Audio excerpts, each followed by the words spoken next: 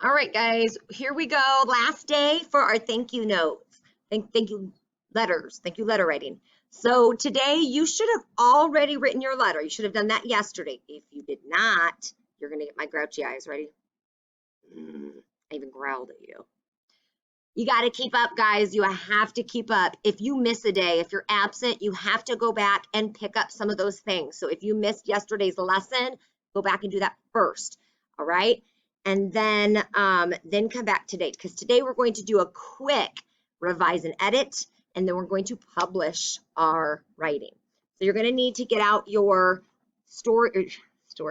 your letter writing from yesterday, and we're going to go through and edit that. So remember, when we revise and edit, this should look familiar to you because we use this for our narrative writing. Revising is when you look through to see if you left out some sentences or some details or words and you need to add them in. If you repeated something too many times, you need to remove it. Maybe, oh, this sentence would have made sense if I moved it up to the top, so maybe you need to move some things or substitute to put some better words in. So I'm going to reread my entire note and see if I need to add or remove or move something. Let me start with add, remove, and move. Dear Mrs. Kling, thank you for everything you do. Whenever I ask for crayons and other supplies, you always help me. And you know what? I'm going to add something in because I asked her for books too. Whenever I ask for crayons, comma, books, comma, and other supplies. Should I say or other supplies? And I ask for crayons, books, or other supplies. There we go. I like that better. Or other supplies, you always help me. You are always helping everyone with students who need a break. That is so important. You might not know this, but I love when you come down the hallway singing. It always makes me smile. All right, so I added a word in. I don't feel like I need to add any other sentences in. Actually, I do want to add another sentence in about the break. You are always helping everyone with students who need a break. That is so important. So hold on. You're always helping everyone with students who need a break. Let's add in whether it's the teacher or the student. So I'm just going to draw an arrow and write it on the side. Whether, because she helps, sometimes students need a break from their teacher. So whether it's the teachers or the students. There we go. So I'll add that in. I didn't use my best handwriting, and this is getting kind of messy. That's all right, because this is just my practice one. All right, so I feel pretty good about that. Let's see if I can substitute any wow words in there. So any words that are little, like the word little, instead I could say small or tiny or something like that.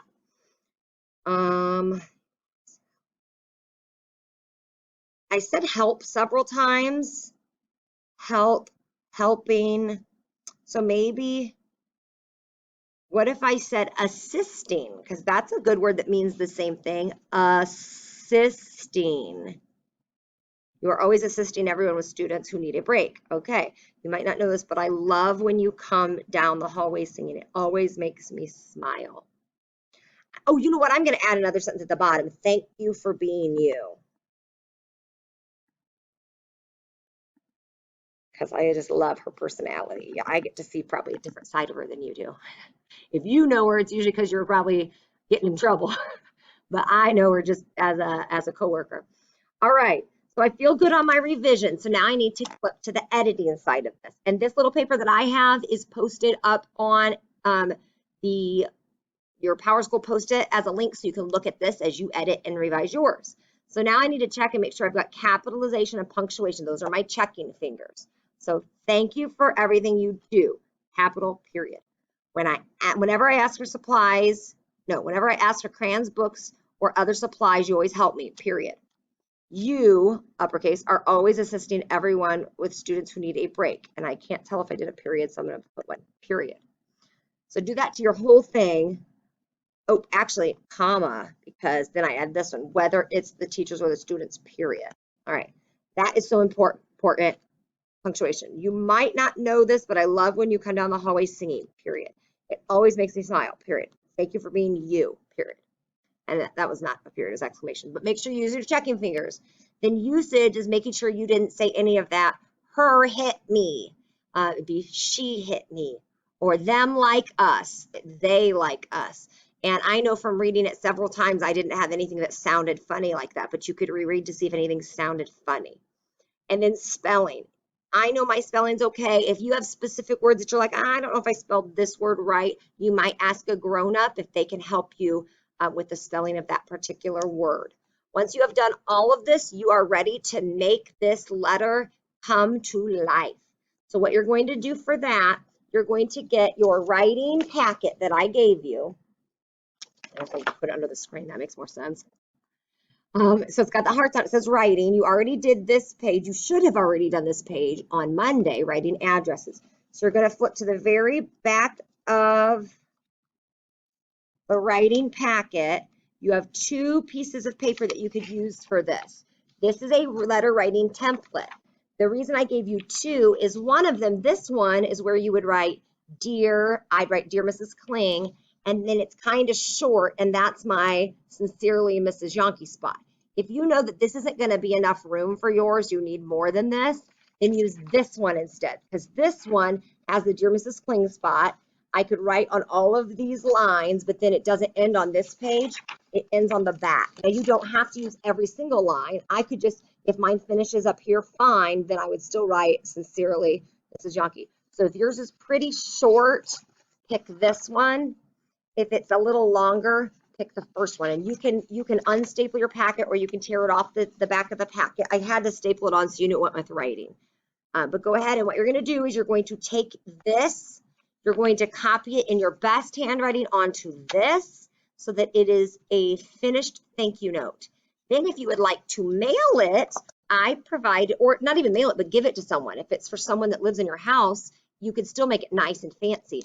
I provided an envelope for you that you could practice writing your address on. We're going to tie back in writing addresses, and you can mail it to them or give it to them. So I'm going to pause this video. I'm going to finish mine up real quick and show you what the finished product looks like. Okay, so I just rewrote my letter, and I decided to use a pen. You can do that if you'd like, because now that I've already edited and revised, I didn't make any mistakes on this one because I already had it done. So I recopied it in my best handwriting. Notice I didn't need to fill up all the lines. I'm not going to make up more because I already wrote my piece. I don't need to fill them all in. I signed it, put my closing and my signature. I do want you guys to take a picture of your thank you letter before you put it in the envelope or mail it or give it to anybody, because I am going to grade this. So if you don't send it to me and you give it away to somebody else, you're gonna have to redo it because it's for a pretty good chunk of your grading grade. All right, so to do that, I'm on Seesaw right now. What you're going to do, you're going to click on the assignment that says thank you letter. When you get in there, you're going to click on the camera and you're going to take a photo. We're going to do this instead of Flipgrid. Now it's not going to let me do it because I'm using my camera right now. But what you will do is, that's how you get to it, is you're going to take a picture of it. You'll hold your letter up to the screen and take a picture. You need to make sure that your picture is clear. If I can't read it, I can't grade it. And I'll ask you to do it, to send it to me again. So make sure that you hold it up. You're holding it still so that I can read it. If you need to do it in chunks, like mine's 2-sided, so if you need to do this side first and then this side, that's fine. Make sure you're holding it nice and straight. If it's not showing up very well and you're getting frustrated and your parents would rather just take a picture of it and email it to me, that's fine too. I just have to see it. Okay, so you're being graded on whether or not you put the date the date on there. Did you have a greeting? Did you have a closing with a signature? Did you give reasons why you're thanking them? Did you use the right capitalization and punctuation? You should have figured that out when you did your editing. Is your handwriting hard to read, pretty good, or excellent? Is your spacing good, and how's your spelling? So those are the things you're getting graded on. So make sure you take nice, clear pictures, submit them to me through Seesaw, or have your parents email them before you do the next step by putting them in the envelopes. All righty? So now what I'm going to do is I'm going to fold it. I can't just fold it in half because it won't fit in the envelope. You have to fold it in thirds. So what you're going to do is you're going to count a couple, maybe 3 lines down and fold up to that third line. 1, 2, 3. If you fold up to that third line, then you could fold this in and it should fit right in your envelope. Okay. So I'm going to put it in the envelope. If you're just going to give it to somebody at your house, that's fine. If you want to mail it to someone, you're going to have to ask your parents for a stamp. So then I could put the address on here. Since we talked about writing addresses, I'd like to actually show you the address. So I'm going to put it to Mrs. Kling, and you need to write really nice and clear because the post office will be reading this if you're going to mail it. Even if you're not going to mail it, I still want you to practice it.